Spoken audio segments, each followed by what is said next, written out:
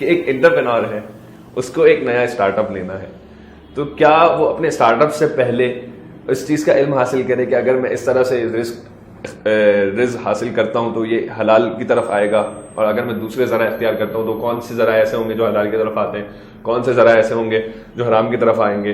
तो आप अपने ही फील्ड की कोई मिसाल दे दें आप सॉफ्टवेयर हाउस के हवाले से। आप यूथ को बहुत ज़्यादा मुश्किल में तो नहीं डाल रहे, यानी पहले वो ये लोगों से जाके मशवरा करे कि मैं तरक्की कैसे कर सकता हूँ, मैं अपने जो ना वो बिज़नेस स्टार्ट करूँ तो कौन कौन सी प्रोडक्ट्स रखूँ, पहले इसकी मालूमात हासिल करो, फिर शरीयत की भी मालूमात हासिल करें। आप बहुत ज़्यादा मुश्किल में तो नहीं डाल रहे। तो जहाँ अपने स्टार्टअप के लिए हजरत इतनी डिस्कशन कर रहा है, तो वहाँ अगर शरीयत का इल्म भी थोड़ा सा हासिल कर ले तो उसी के लिए बेहतरीन। ये सोच मैं आप चाह रहा था ना कि आपके लबों से अदा हो तो बहुत अच्छा रहेगा। असल मकसद यही है, देखें कि जहाँ हम ये मेहनत करते हैं ना कि भाई मैं बिज़नेस कैसे रन करना है, उसमें कैसे तरक्की होगी, उसके बारे में मालूमात ले रहा हूँ, तो साथ में थोड़ा सा शरीयत के बारे में भी पूछ लूँ तो बहुत अच्छा रहेगा। क्योंकि एक मुसलमान की प्रायोरिटी जो है ना वो शरीयत होनी चाहिए। आप ये, मैं मिसाल के तौर पर अपने सॉफ्टवेयर हाउस की आपको मिसाल दूँ कि अगर कोई अपना सॉफ्टवेयर हाउस शुरू करना चाहता है तो पहले तो वो ये डिसाइड करेगा ना कि मुझे अपने सॉफ्टवेयर हाउस के अंदर जो है वो प्रोजेक्ट्स अगर मुझे बनाने हैं तो किस किस तरह के बनाने हैं। फॉर एग्जांपल आपके पास कोई प्रोजेक्ट ऐसा आया है कि जो बैंक रिलेटेड है, तो बैंक रिलेटेड अगर आप करवा रहे हैं तो उसमें जितना भी सूद से रिलेटेड मामला होगा वो तो गलत होगा ना। हाँ, वो एक तफसील है, जैसे हमसे अभी पिछले दिनों जो ना हमारे जो ग्रुप बना हुआ है उस पर क्वेश्चन ये पूछा था कि अगर एक बैंक आपसे सॉफ्टवेयर बनाती है और उसमें सूद की लेन देन है तो फिर किस तरीके से होगा। तो एग्जाम्पल मैं दे देता हूँ ताकि ये मैसेज भी पहुँच जाए। हम जब सॉफ्टवेयर डेवलप करते हैं ना तो उसके अंदर कुछ फंक्शंस ऐसे होते हैं जो जनरल होते हैं, यानी आप वो ट्रांजैक्शन चाहे सूदी ट्रांजैक्शन हो रही हो चाहे जनरल ट्रांजैक्शन हो रही हो, वो गैर सूदी हो रही हो, तो वो फंक्शन उसके लिए यूज़ होता है स्पेशली, मतलब वो स्पेसिफिक नहीं होता कि ये सूदी ट्रांजैक्शन के लिए होगा, वो जनरल फंक्शन है। तो वो जनरल फंक्शन आप जो डेवलप कर रहे हैं, जो बना रहे हैं, जो कोड कर रहे हैं, उसके अंदर तो कोई प्रॉब्लम नहीं है, क्योंकि वो फिर बैंक के ऊपर डिपेंड करता है कि उसको क्यों यूज़ कर रहा है। लेकिन कुछ फंक्शंस ऐसे होते हैं कि जो स्पेसिफिक आपकी सूदी ट्रांजैक्शंस के लिए ही होते हैं, जो क्रेडिट कार्ड के लिए ही होते हैं या कोई और इस तरह की नाजायज़ चीज़ के लिए होते हैं। तो जितना वक्त आपका उस ट्रांजैक्शन के अंदर लगा है, उस कोडिंग के अंदर लगा है, उसकी कमाई आपके लिए हराम होगी, क्योंकि आपने स्पेसिफिकली गुनाह के काम के लिए आपने कोडिंग की, तो ये आपके लिए हराम होगी। ये मैंने सिर्फ एक छोटी सी एग्जांपल दी है।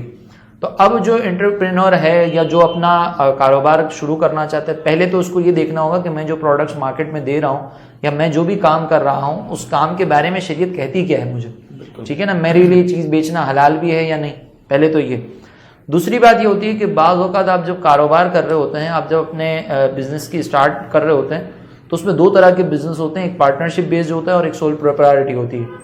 अगर तो वो पार्टनरशिप कर रहे हैं तो पार्टनरशिप के अंदर आपको ये भी मालूम होना चाहिए कि शरीयत ने पार्टनरशिप्स की टर्म्स एंड कंडीशंस क्या क्या कही हैं। बिल्कुल। पार्टनरशिप में भी फिर दो तरह के होते हैं कि एक वर्किंग पार्टनर होता है, एक स्लीपिंग पार्टनर होता है, या दोनों ही वर्किंग पार्टनर होते हैं, दोनों ही इन्वेस्टर्स होते हैं, तो इसके लिए एक अलग मालूमात है। अब फॉर एग्जाम्पल मैं आपको एक मिसाल देता हूँ, एक शख्स है वो स्लीपिंग पार्टनर है और एक वर्किंग पार्टनर है। तो हमारे यहाँ पर अब होता ही है कि अगर मिसाल के तौर पर किसी ने अपना माल लगाया है और नुकसान हो जाता है बिजनेस के अंदर, तो जो वर्किंग पार्टनर है ना उससे भी पैसे वसूल किए जाते हैं। ये गलत है भाई। वो जो वर्किंग पार्टनर है वो तो उसने अपना पैसा तो इन्वेस्ट नहीं किया, वो तो सिर्फ काम कर रहा है, तो वो पैसा किस बात का लगाएगा अपनी तरफ से, वो क्यों नुकसान भरेगा। नुकसान तो सिर्फ उसका होगा कि जिसने इन्वेस्ट किया है पैसा, वो सिर्फ इन्वेस्टर का होगा। इसी तरीके से और एक एग्जाम्पल मैं आपको देता हूँ कि दोनों इन्वेस्टर हैं। फॉर एग्जाम्पल एक ने 40% इन्वेस्ट किया है, एक ने 60% किया हुआ है। तो अब नफा जो है, प्रॉफिट जो है वो दोनों में बराबर डिवाइड हो सकता है, दोनों में कमी बेशी हो सकती है, ठीक है। यानी मिसाल के तौर पर 40% वाला 60% ले ले या 50% ले ले, ये कोई मसला नहीं है।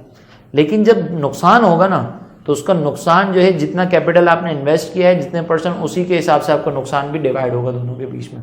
तो ये सारी तफसीरें हैं, ये मालूमात लेनी पड़ेगी। अब ये मालूमात हो सकता है कि आपको बहुत मुश्किल लग रही हो, तो मुश्किल इसमें कुछ भी नहीं है। आपने सिर्फ अपना जो प्रोजेक्ट है, आप जो भी करने जा रहे हैं, उसको एक पेपर में आप लिखें कि भाई हम ये करना चाह रहे हैं, उसमें ये टर्म्स एंड कंडीशंस हमने रखी हैं। जाके किसी मुफ्ती साहब से चेक करवा लें, वो आपको गाइड कर देंगे कि इसमें कौन सी टर्म्स एंड कंडीशंस गलत हैं, कौन सी दुरुस्त हैं। यानी पहले आप अपने तौर पर प्लानिंग करें और स्टार्ट करने से पहले वो प्लानिंग अपनी चेक करवा लें शरई तौर पर। पहले आपकी जो दुनियावी मालूमात है वो लें, प्लानिंग करें, मुफ्ती साहब से चेक करवाएं और फिर उसके मुताबिक काम करें।